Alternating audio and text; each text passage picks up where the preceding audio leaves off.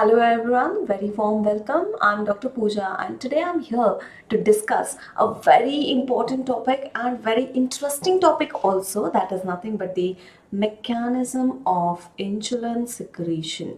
So how the insulin is secreted and how the body actually understand when to secrete the insulin and when not to secrete the insulin, that is increase or decrease the insulin. So that we are going to learn today, that is the insulin secretion, mechanism of insulin secretion. So whenever we eat the food, what happens in our body? Suppose this is the beta cell of pancreas. Okay, now suppose this is the beta cell of pancreas. I'm drawing a little bigger so that it will be easier to understand everything. Now, when we eat the food, what is going to happen? When the food enters inside the GIT, obviously it is going to get digested and the glucose is going to get absorbed from the blood, right? So, what is going to happen is the blood glucose level will rise. Agree? So, blood glucose level will rise and there are some receptors which are present on the beta cells of pancreas. So this is the beta cell of pancreas. On those we do have a receptor known as GLUT receptor. And which type of GLUTs are present on the beta cell of pancreas? They are nothing but the GLUT2. Now 2 is coming. So remember, when we talk in terms of GLUT2, so let's say this is GLUT2, right? So 2 I's should come. And what are those 2 I's? That is nothing but the insulin independent. That means these glucose channel does not require insulin to open up these channels, right? So there are some GLUT channels which will require the insulin to open up those channels or those transporter, for example GLUT4, right? In that, those GLUT4 are the insulin dependent glucose transporters. But when we talk in terms of GLUT2, it is insulin independent. That means it is going to have high Km, that is nothing but Meckel's constant. Whenever the blood glucose is going to rise, what is going to happen?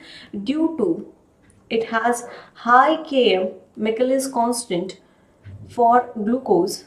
That means whenever the glucose concentration inside the blood is going to rise, this channel will automatically get open up, right? So whenever the glucose levels are high in the blood, this glucose will take the entry into the beta cell of pancreas, and as soon as it takes the entry in the beta cell of pancreas, definitely these cells will be having different cell organelles. What it will do, they will start breaking down the glucose, that is nothing but the glycolysis will begin. As soon as the glycolysis will begin, the ATP levels inside the cell will rise. Okay, now what is the importance of this ATP? Now remember, there are channels, that is nothing but the ATP dependent potassium channels. So there are channels which are nothing but the ATP dependent potassium channels. Now we know that potassium, everywhere in the body the potassium is higher inside the cell as compared to the extracellular fluid, except in the ear. In the ear we do have more potassium in the endolymph as compared to the inner hair cells, but that is just the only exception in the body. But everywhere in the other places of the body, we do have potassium more inside the cells, right? So we know that this is the potassium channel which is open at rest. And as soon as the ATP levels are rising inside this beta cell of pancreas, what will happen to this channel? Obviously, this is going to get closed, right? So when the ATP is increased in the beta cell of pancreas, this ATP dependent potassium channel will close. Now understand, the ATP dependent potassium channel is closed. Now the potassium is not able to go out. If it is not able to go out, that means it is accumulating inside the cell, right? And remember, and you can see over here that this is the positively charged ion. Positively charged ion accumulating inside the cell will make the cell positive. It will leave, or the cell start to getting depolarized. It will start losing its negative polarity and the potential of the cell start going away from its normal negative polarity. That is nothing but the depolarization. You can remember that depolarization is nothing but दूर जाना, right? Hindi में it's दूर. दूर means away from its normal negative polarity. So that is called as depolarization. When depolarization is going to occur, there are other channels which are going to be present, and they are nothing but voltage gated calcium channels. They are nothing but voltage gated calcium channel. Now they are going to open up as soon as, because of this accumulation, what happened? Depolarization of the cell occurred. Depolarization of the cell occur, and due to this depolarization, what will happen is that this calcium channel will open. We know that the calcium is more outside of the cell, so definitely as soon as this calcium channel will open up, this calcium start getting inside the cell, right? As soon as the calcium start getting inside the cell, we know that the calcium having two roles. That is, first is contraction if we talk in terms of muscle, and it is having a role in the exocytosis also. Now remember, this is the beta cell of pancreas, right? So this beta cell of pancreas is definitely going to have some vesicles inside them, and what those vesicles contain? Obviously it is going to contain insulin.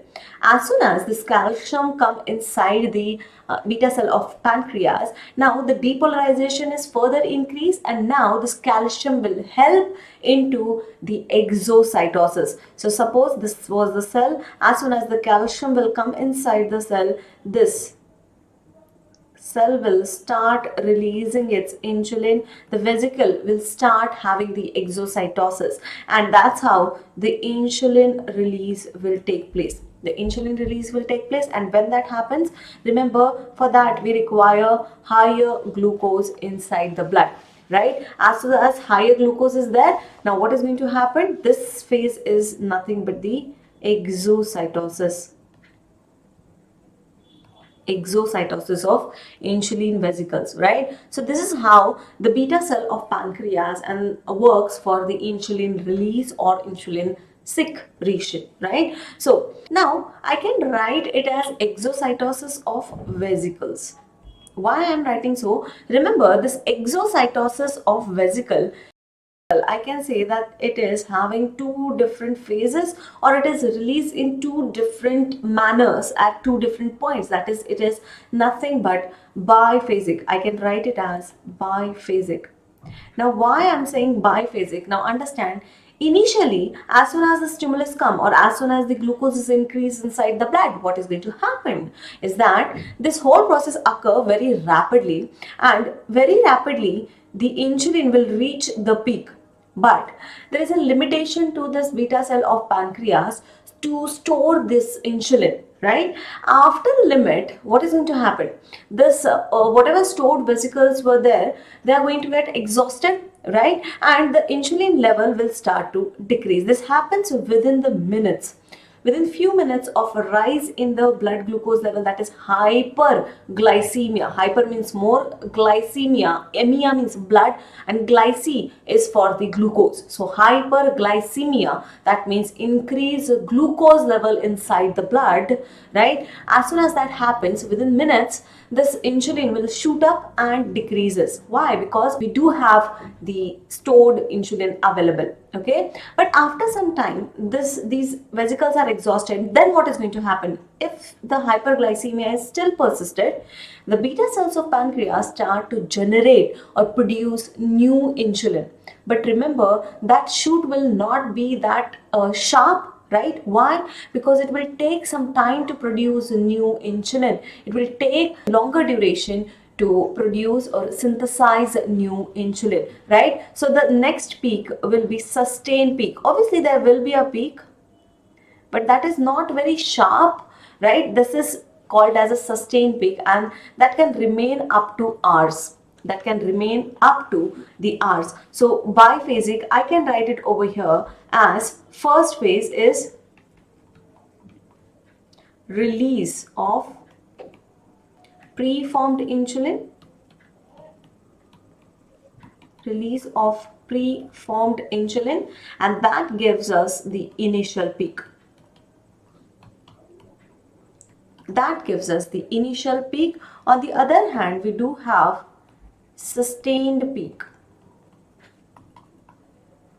On the other hand, we do have sustained peak, and this is due to new insulin synthesis. This is due to the newly formed insulin, right? And for the formation, it is going to take some time, and that's why we do have biphasic release of insulin if the hyperglycemia persists in the body. Okay.